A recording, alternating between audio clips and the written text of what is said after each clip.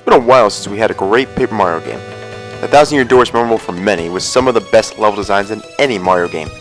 Each of the chapters include great areas to explore and terrific storylines while finding the Crystal Stars.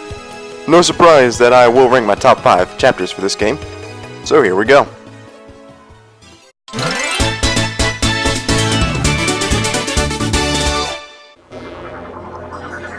Chapter 8, The Palace of Shadows, starts off the list. You spent the entire game trying to open up the Thousand Year Door, and your reward is this labyrinth. It takes a while to get going though, and the first wave of rooms is only okay, and eventually you do get to Gloomtail. But the observatory, when you need to find all 8 keys, has some awesome puzzles. The final stretch leading up to the final boss fights is also great too, encompassing all the trials throughout the previous chapters. A lot of great boss fights in this chapter too. You can beat up on Hooktail's brother Gloomtail. You can beat up on the Shadow Sirens plus Dupless. Yep, Dupless makes a return, which is pretty damn awesome. Grunnos needs to get a few more HP, Bowser makes his usual appearance, and the Shadow Queen is an excellent final boss for this excellent game. Overall, this is an excellent way to sum up the game, but it couldn't have been higher on this list since there's no storyline that goes on exclusively in this chapter.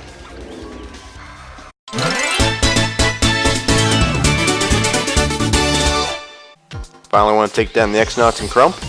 That can be done in Chapter 7, next on the list. The chapter is a bit all over the place though. You think it's going to be a snow level when you start out going to Far Outpost, then you have to do the stupid ass, way too long scavenger hunt to find a white bomb. I'll tell you, that shit's ridiculous. The chapter gets better though when you take a cannon ride to the moon. Yes, you take a cannon to the moon. Fight through the creatively layered X-Naut Fortress and crush Crump for the last time. The fortress is probably the best dungeon type place throughout the game, and also that last room before you fight Crump has some awesome puzzles you gotta solve.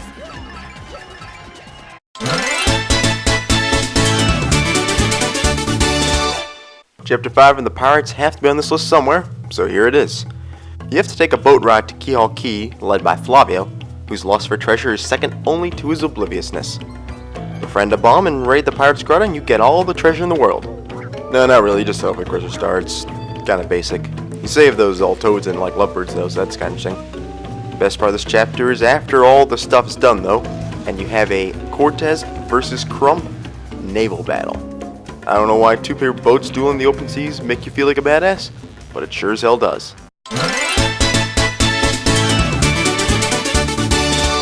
The XS Express in Chapter 6 is second on the list. After the train was a minimal feature in the first game, Nintendo transformed it into a mystery machine on rails. While taking a pleasure train ride to Polishi Heights, you have to solve a series of crimes with Pennington under alias Luigi. I don't know why they did that one, but they did it.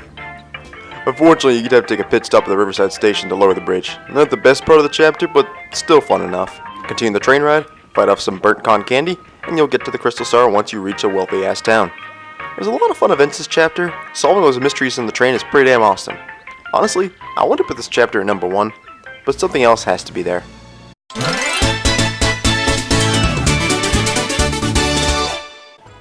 It shouldn't come too much of a surprise that Chapter 3 is number 1. This is arguably the greatest chapter ever in the Paper Mario franchise. Mario enters the Glitz Pit to fight his way to the top and get the Champion's Belt, which conveniently has a Crystal Star on it. Throughout the battles, you befriend Yoshi, or Hortet, and you realize there's something more going on in this pit.